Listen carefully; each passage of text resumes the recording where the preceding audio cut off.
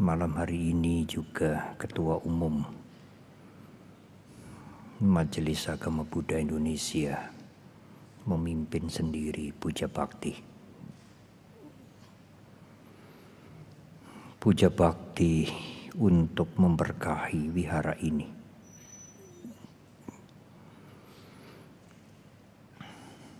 Para undangan, Ibu, Bapak sekalian, saudara-saudara yang berbahagia.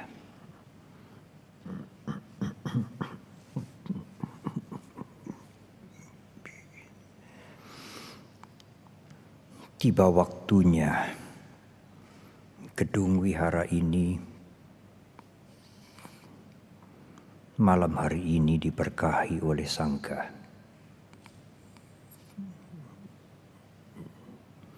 Dan besok akan diresmikan secara formal. Setelah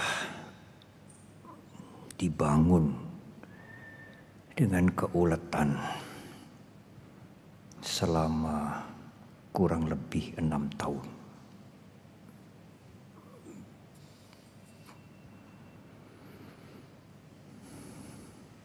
Tentu, kalau saya melihat gedung yang indah ini secara keseluruhan maupun bagian per bagian, sebenarnya kita tidak melihat keindahan materi, keindahan gedung, keindahan ornamen yang dibuat dengan sangat teliti. Tetapi kita melihat keindahan kebajikan yang dilakukan oleh sangat banyak umat. Malam hari ini saya juga melihat umat dari Jakarta, tidak sedikit, dari Surabaya, dari Jogja,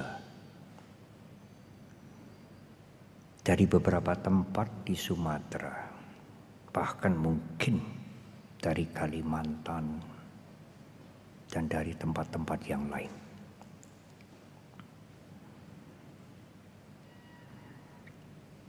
Pada tahun 93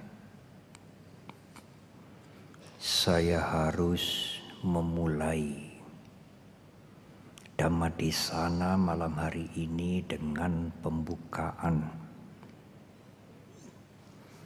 memberikan apresiasi kepada semua yang telah menanam kebajikan dengan ketulusan hati, dengan sungguh-sungguh, sehingga kita bisa menyaksikan kebajikan yang indah ini. Pada waktu tahun 93, 40 tahun yang lalu, pertama kali saya datang ke Medan, menyampaikan uraian Dhamma di Uniland Plaza. 40 tahun yang lalu, sebagian besar generasi muda yang hadir mungkin masih di alam lain.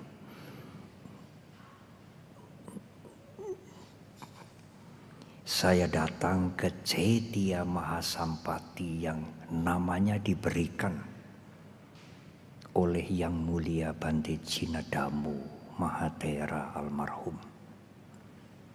Cetya itu kecil sekali. Dan di jalan Pajang, tempat parkir delman, yang kudanya, parfumnya luar biasa. Tahun 93 Pada tahun 94 Yayasan Wihara Mahasampati ini berdiri.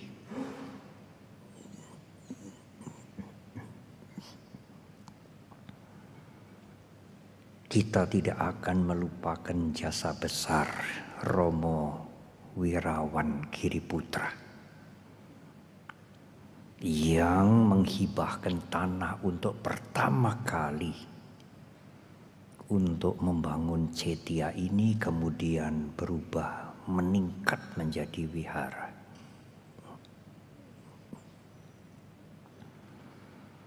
Yayasan kemudian dikomandoi oleh Bapak Edi Damadipa, 17 tahun.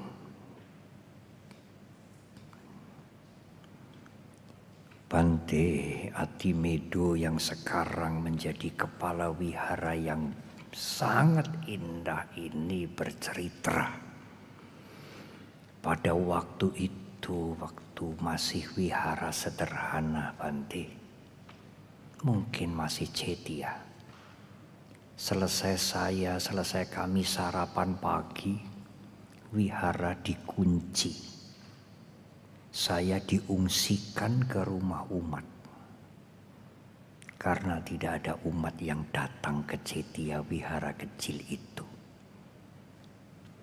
Menjelang siang baru datang lagi. Selesai makan siang dikunci lagi. Saya diungsikan di tempat umat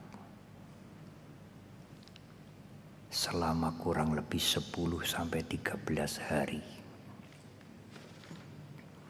Begitulah ibu bapak dan saudara, dan begitulah para biku yang datang pada generasi sekarang, suka duka para biku awal. Pada saat memulai memotivasi, membimbing umat, sehingga kita sekarang bisa melihat seperti ini.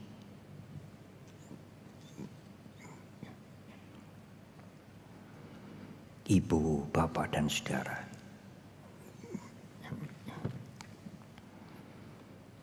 kami juga tidak akan melupakan jasa besar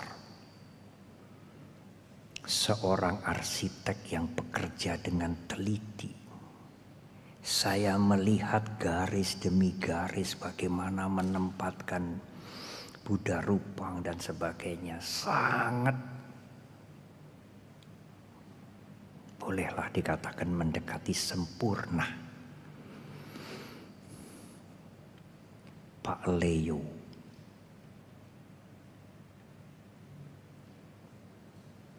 yang duduk di belakangnya Pak Adi W. Gunawan.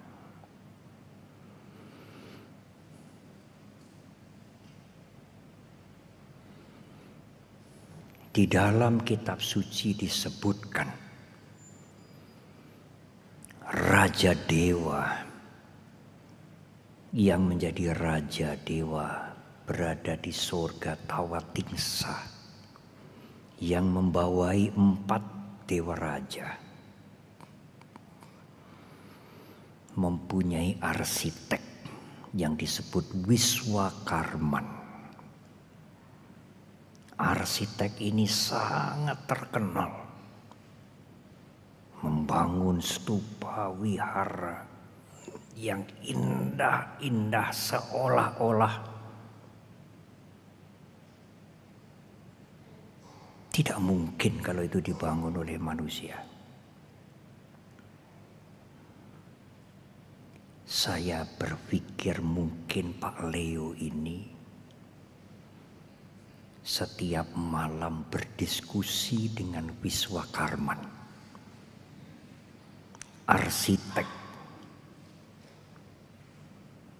arsiteknya Dewa Indra dari surga Tawatingsa. Kalau di surga Tawatingsa itu 100 tahun umur bumi hanya sehari semalam. Maka kalau wihara ini dibangun 6 tahun, Pak Leo mungkin bagi Wiswakarman hanya sekejap. Hanya sekejap. Sudah 6 tahun di sini. Karena 100 tahun di alam Tawatingsa. Wihara ini dibangun 6 tahun berarti berapa jam atau berapa menit. Alangkah hebatnya Mahasampati ini. Ada umat yang mengatakan, tetapi Bante, Mahasampati ini tidak besar untuk ukuran medan yang serba. Banyak wihara yang lebih besar, lebih hebat. Benar, Ibu Bapak dan Saudara. Tetapi cobalah teliti apa yang ada di dalam wihara ini. Filosofi dari tiap-tiap ornamen. Benar wihara ini tidak besar dibandingkan dengan wihara yang lain-lain di Medan atau di Sumatera Utara.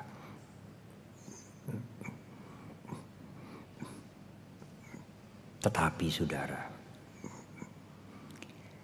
berlian itu tidak pernah besar, kecil, tetapi sangat berharga, tidak tertandingi.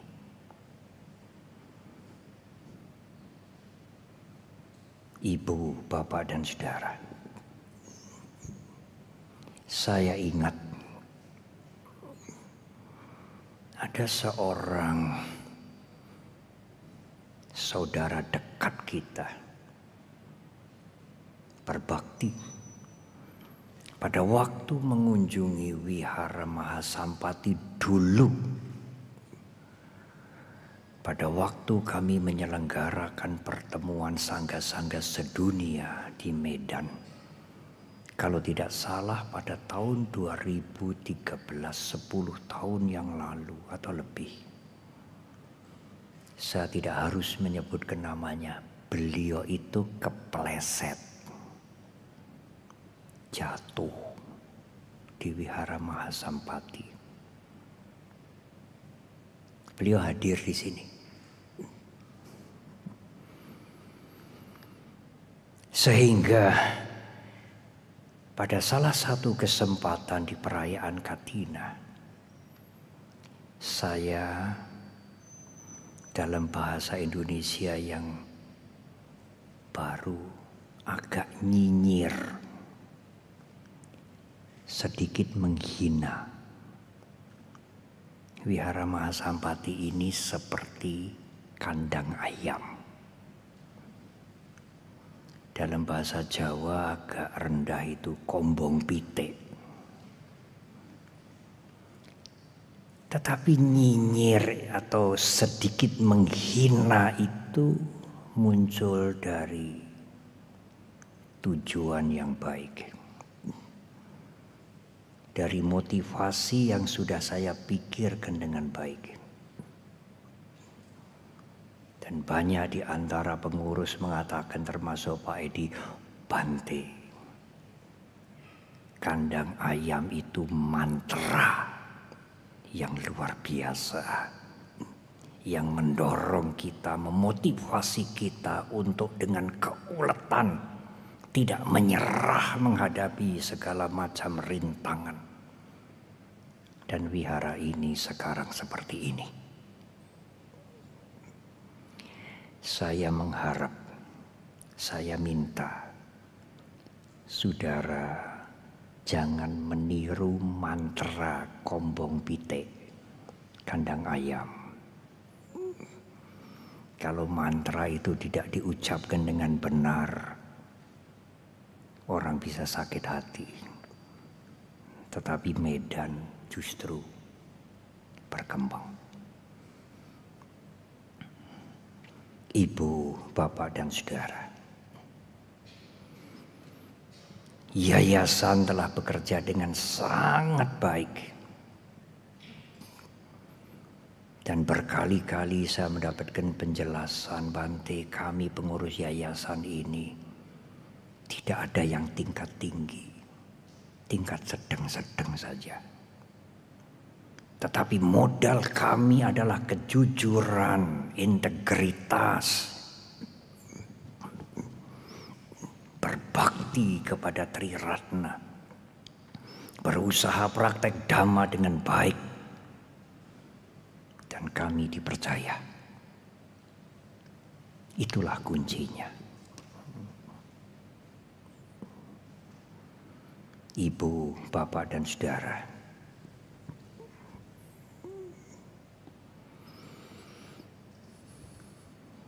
puji-puji selesai dulu. Cukup ya Pak Edi ya, puji-puji cukup. Sekarang tiba waktunya saya harus berbicara tentang Dhamma dengan serius. Ibu, Bapak, dan Saudara, wihara yang seperti berlian ini adalah fisik. Ratna permata itu ada ratna yang fisik, tetapi ada permata yang di dalam. Triratna itu adalah permata yang di dalam, yang tiada tara nilainya. Demikian juga dengan wihara yang bagus ini, semoga menjadi sarana bagi banyak orang untuk membangun wihara yang di dalam. Wihara yang di dalam diri kita masing-masing.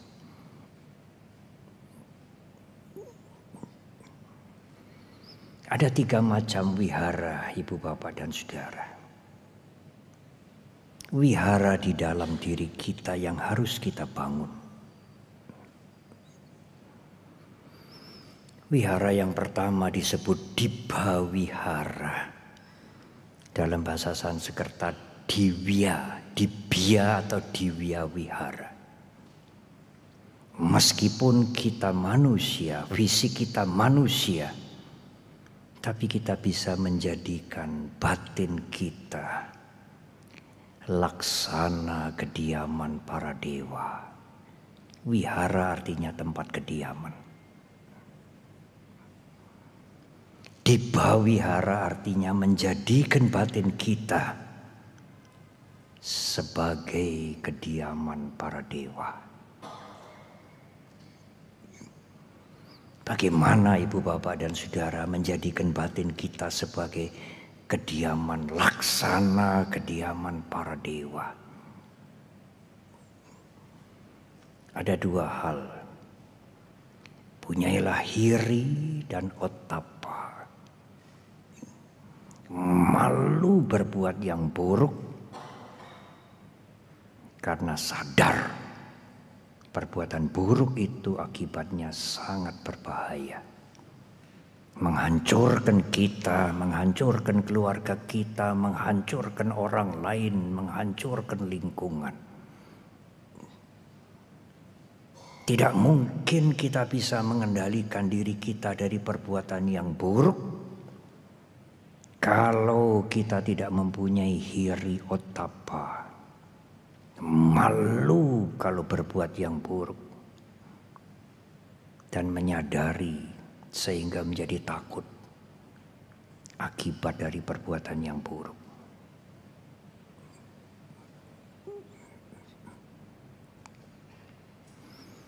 Kalau seseorang tidak punya malu terhadap orang tuanya, terhadap keluarganya, terhadap masyarakatnya, terhadap lingkungan di mana dia tinggal,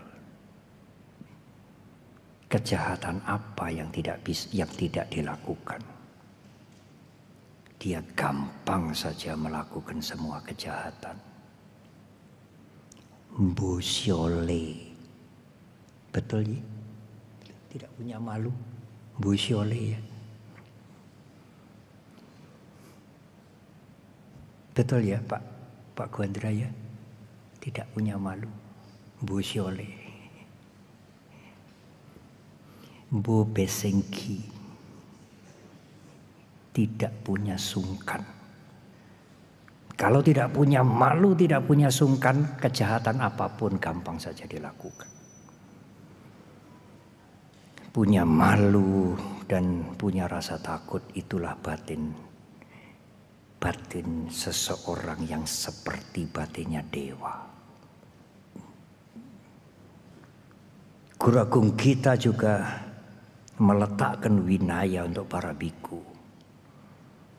Para biku tidak boleh meminta, harus punya sungkan, kecuali kepada umat yang sudah memberikan pawarana, sudah menyatakan diri kalau Bante ada keperluan, beritahukanlah kepada kami. Hanya kepada orang itu dan keluarganya seorang biku boleh meminta. Itu adalah winaya yang diberikan kepada para biku. Para biku memberikan keteladanan, punya malu, dan punya sungkan. Ibu, bapak, dan saudara bisa menaikkan, meningkatkan kualitas batin ibu bapak menjadi tempat kediaman yang lebih tinggi. Tidak hanya di Bawihara, tetapi Brahma Wihara.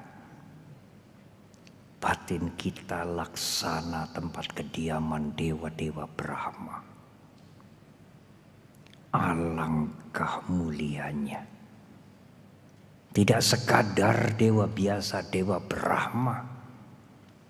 Meskipun kita manusia, visi kita manusia, tetapi mental kita, batin kita laksana kediaman dewa-dewa Brahma.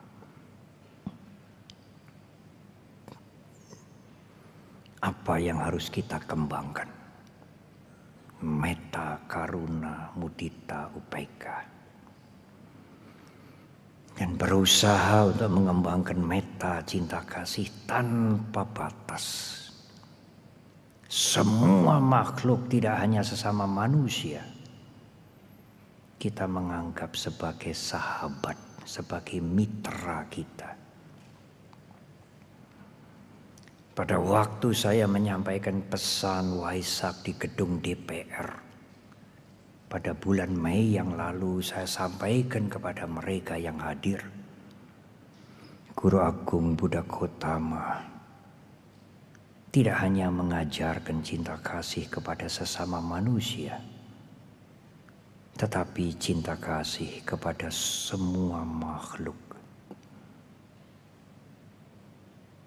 Harapan atau doa semoga semua makhluk berbahagia adalah doa yang universal, yang bisa dipakai oleh semua umat beragama dengan tidak mengganggu keimanan mereka. Cinta kasih itulah yang melahirkan empati. Kalau melihat orang lain menderita, empati karuna itu dimulai kalau Anda tidak tahan melihat orang lain menderita. Dalam bahasa Pali disebut paraduke sati sadunang hadayang kampati di karuna. Pada saat hati ini terguncang, bergetar, melihat penderitaan yang lain, bergetar, tidak tahan. Itulah awal dari karuna, empati, peduli kepada yang menderita. Tetapi pada umumnya,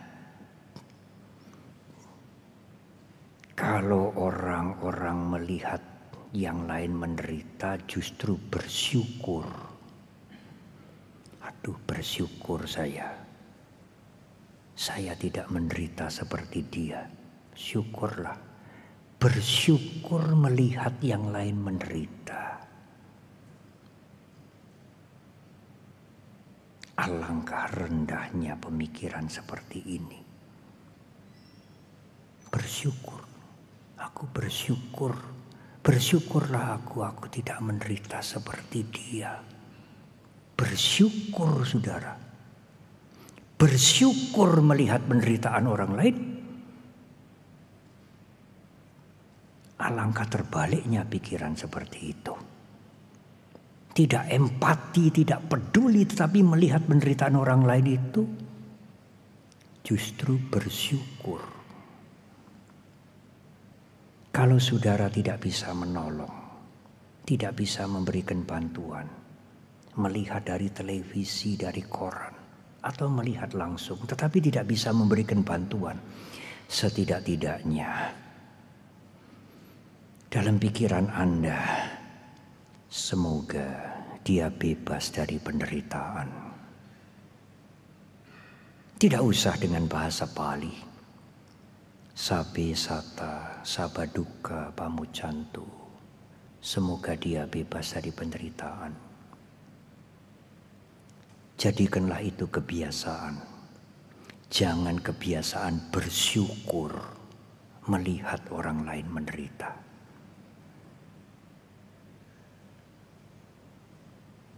Tidak sulit. Tidak sulit seperti itu. Membiasakan kita untuk empati. Semoga dia bebas, dia segera bebas dari penderitaan. Kemudian simpati kalau melihat yang lain maju. Tidak curiga, tidak iri hati.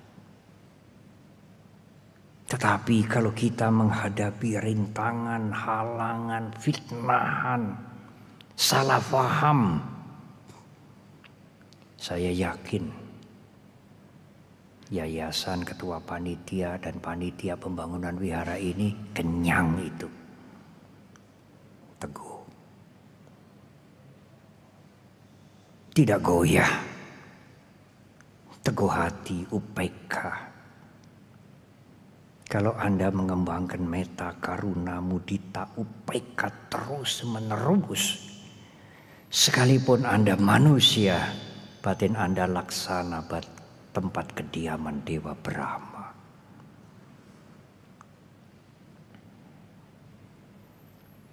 Ada kualitas yang lebih tinggi, Ibu, Bapak, dan Saudara. Uraian ini mungkin agak sedikit sulit. Tetapi saya berusaha untuk menggunakan kalimat dan contoh yang sederhana. Dibawihara, Hiri, dan Otapa meningkat menjadi Brahma Wihara, Meta, Karuna, Mudita, UPK. Yang paling tinggi adalah Arya Wihara.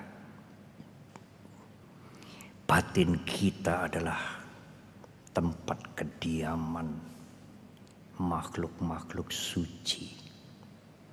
Batin kita, batin Anda sekalian sudah bebas dari kotoran-kotoran batin.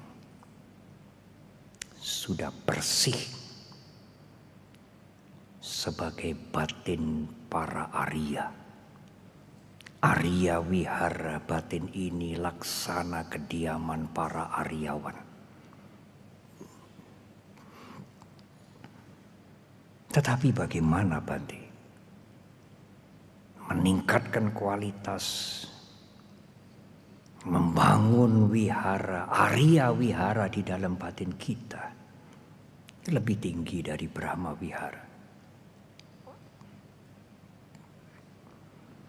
Kotoran batin harus dibersihkan. Keserakahan, tidak senang melihat orang lain maju. iri hati, kebencian, senang melihat orang lain celaka, ingin membalas, dan keakuan. Kotoran-kotoran batin itu bersumber dari keakuan. Keakuan itu muncul tidak hanya dari perilaku buruk yang dilakukan, dari kebaikan keakuan juga muncul.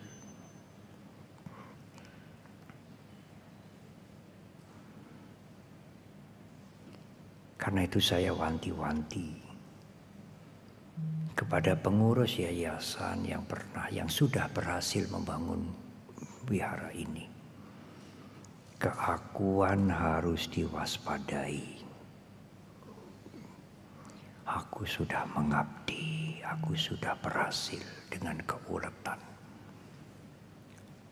Aku mengerjakan ini dengan tulus kok. Itu keakuan juga. Keakuan yang tulus. Atau ketulusan yang disusupi keakuan.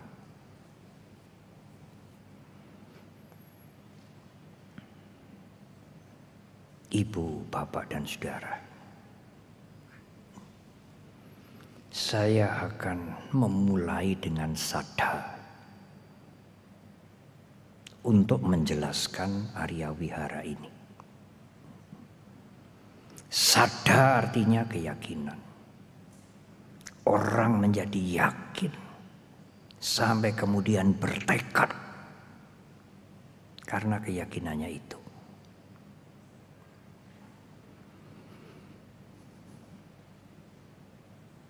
Dari tekadnya itu, dari keyakinannya itu, seseorang kemudian meningkatkan keyakinannya itu dengan belajar.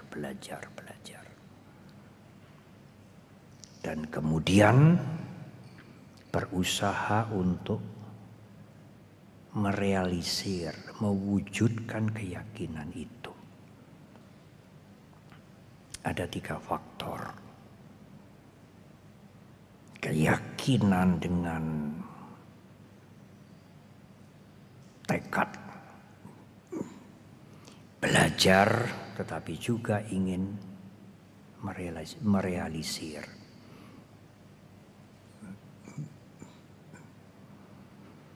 Kalau seseorang sudah merealisir apa yang diyakini, keyakinannya lenyap. Tidak perlu aditana lagi.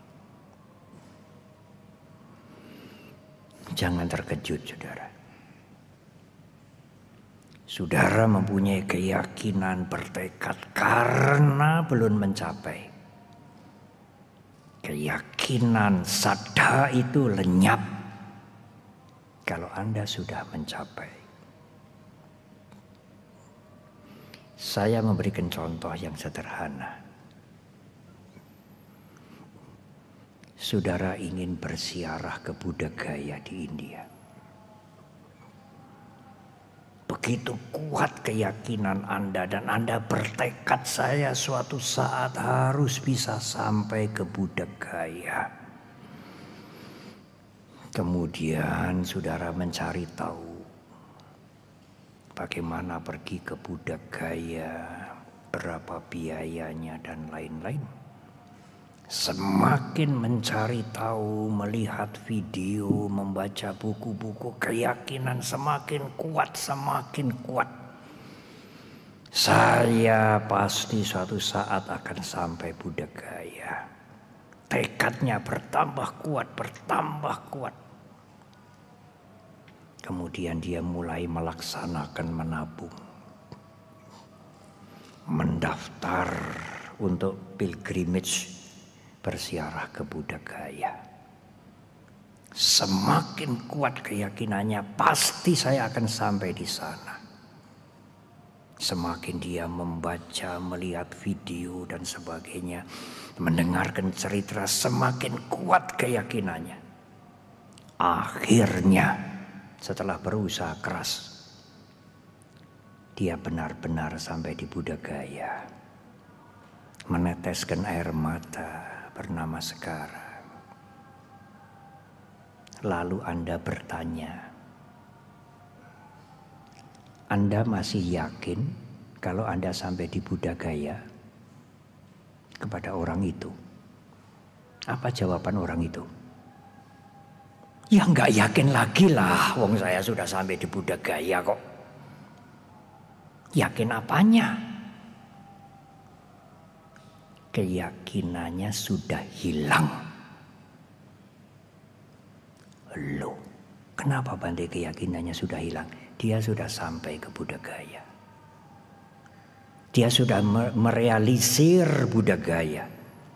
Keyakinannya yang kuat, aditananya yang kuat itu hilang.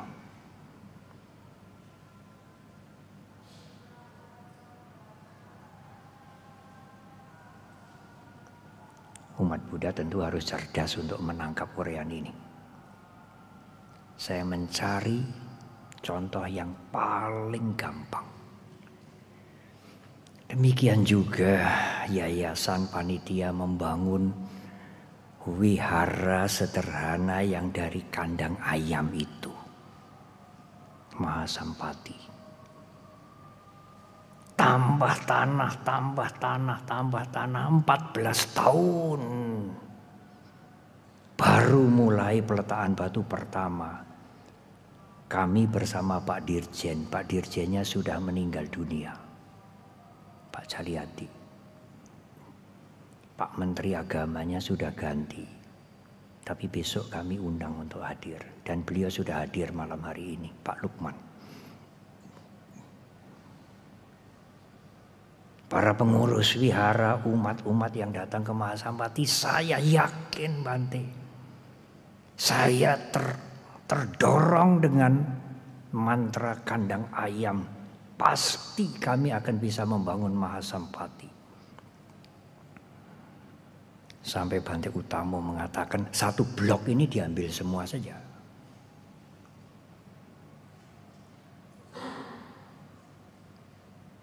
Digambar, mencari bahan bersama dengan Pak Leo. Berubah, kemudian disempurnakan. Keyakinannya makin kuat. Kemudian mulai meletakkan batu pertama, membangun, mencari dana. Dimulai dengan sadha, keyakinan yang kuat, tekad yang kuat, pasti bisa. Dan sekarang wihara ini sudah terwujud. Kalau saya tanya kepada Pak Edi masih punya keyakinan kalau Mahasampati bisa terwujud? Masih punya keyakinan? Bagaimana dia menjawab? Saya sudah nggak punya keyakinan lagi Bante kalau wihara Sampati bisa terwujud. Loh mengapa? Sudah terwujud. Apanya yang diyakini? Sudah terlaksana. Oleh karena itu Sang Buddha mengatakan suka sada patititha. Keyakinan yang amat kuat adalah kebahagiaan.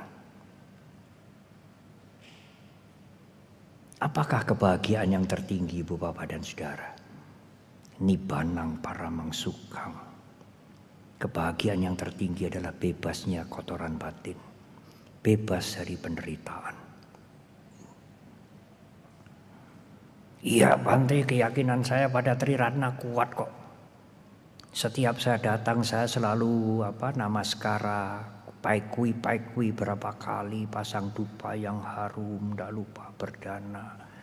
Dan kalau saya datang ke wihara, apalagi wihara seperti ini, saya suka, saya bahagia, saya senang.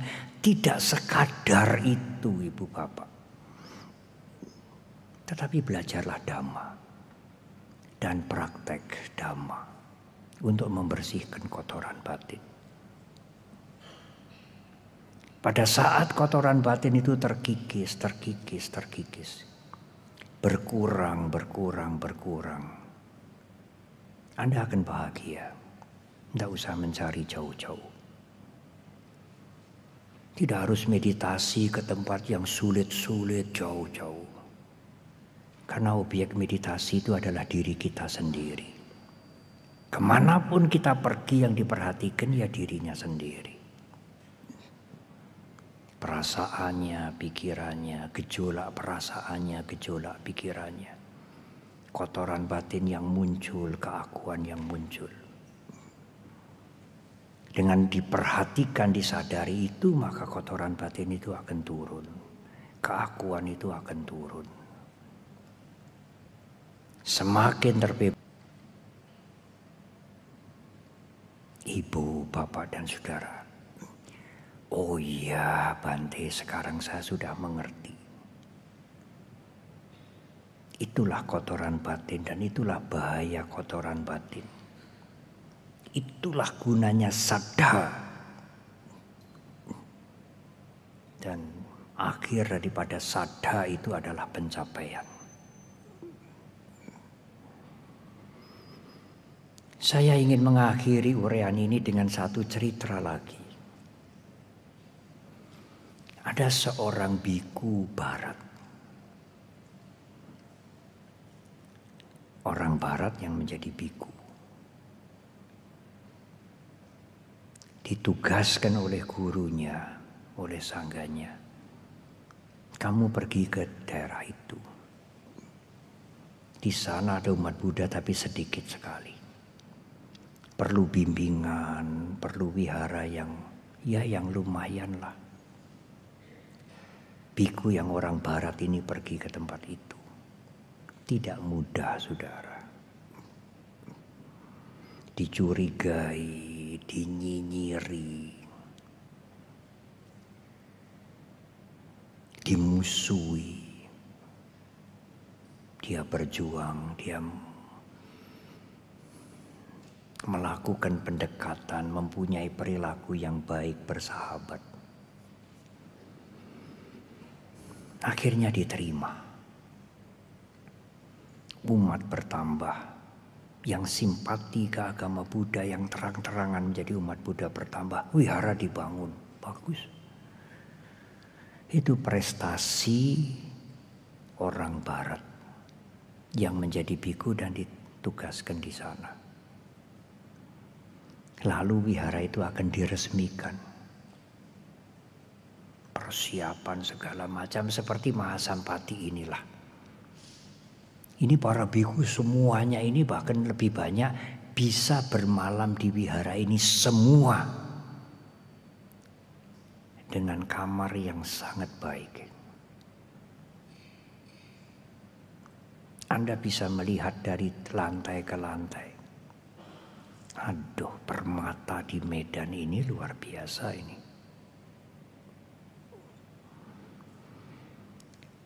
Kurang 3 hari setelah persiapan segala macam akan peresmian wihara itu, biku yang barat yang berjuang bertahun-tahun sampai diterima agama Buddha di masyarakat itu. Umat Buddha bertambah, wiharanya bagus. Biku itu ditarik oleh sangga, oleh gurunya. Besok kamu pindah ke tempat lain. Aduh, marah dia.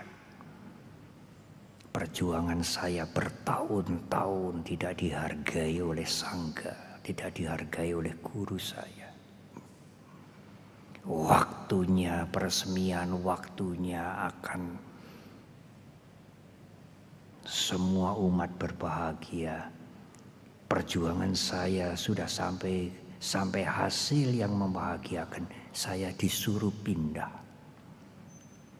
Nanti pada waktu peresmian biku lain yang muncul, memberikan sambutan, memberikan uraian.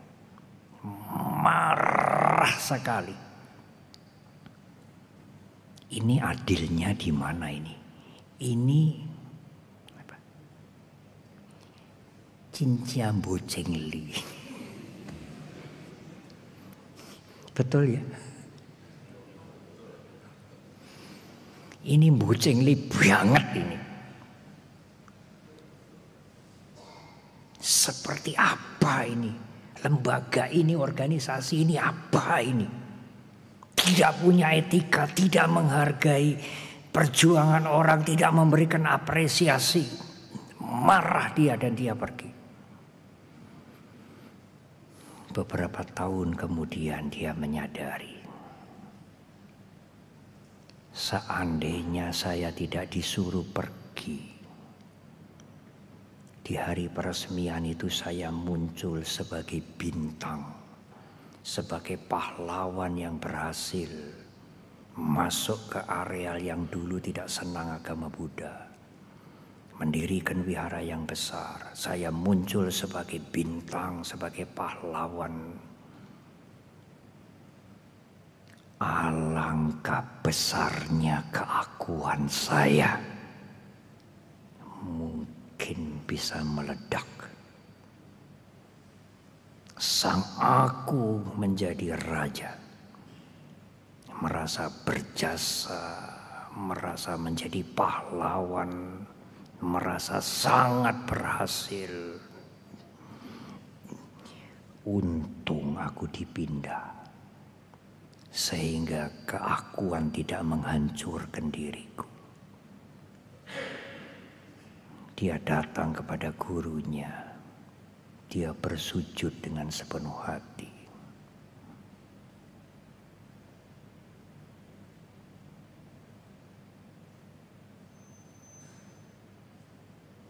Romo Edi 17 tahun menjadi ketua umum yayasan ini, berjuang.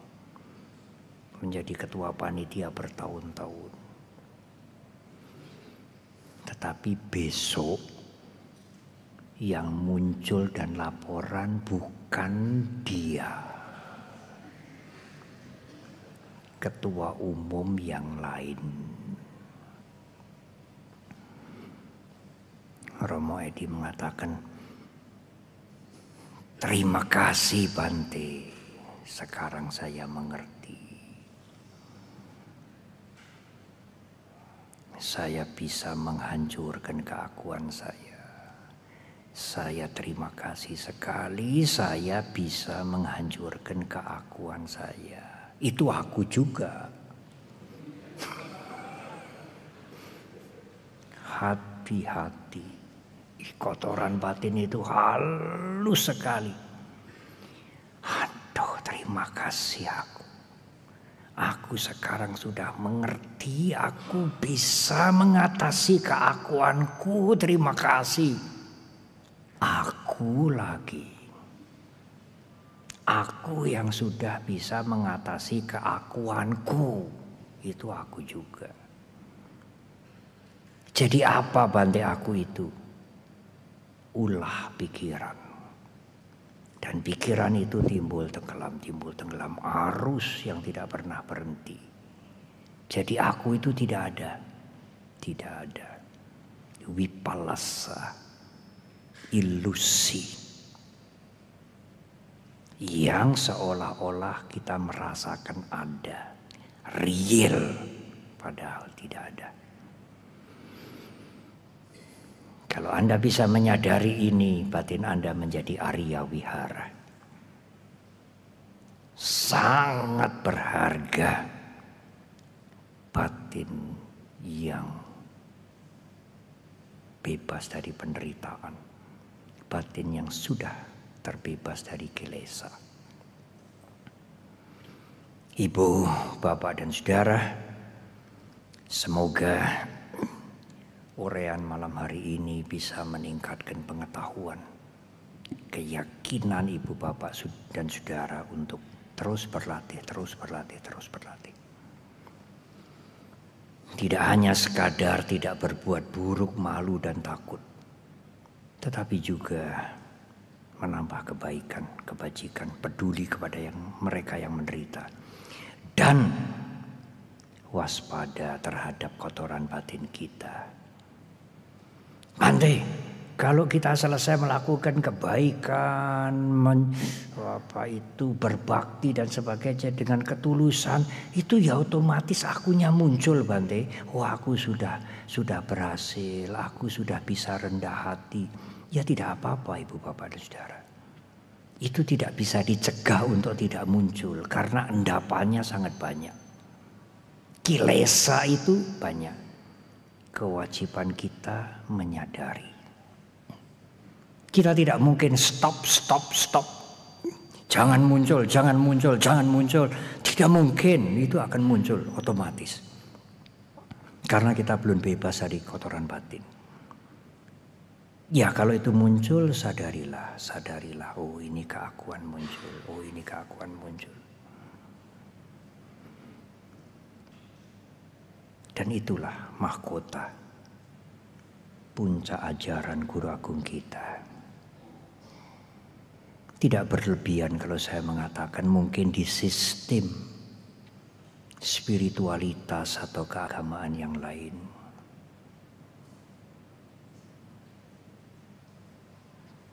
Tidak ada dhamma yang setinggi yang diajarkan Guru Agung kita. Itulah puncak, itulah mahkota ajaran Guru Agung kita. Membebaskan segala kotoran batin untuk mencapai kebebasan, menyelesaikan penderitaan ini dengan sempurna. Selamat diresmikannya Wihara Mahasampati.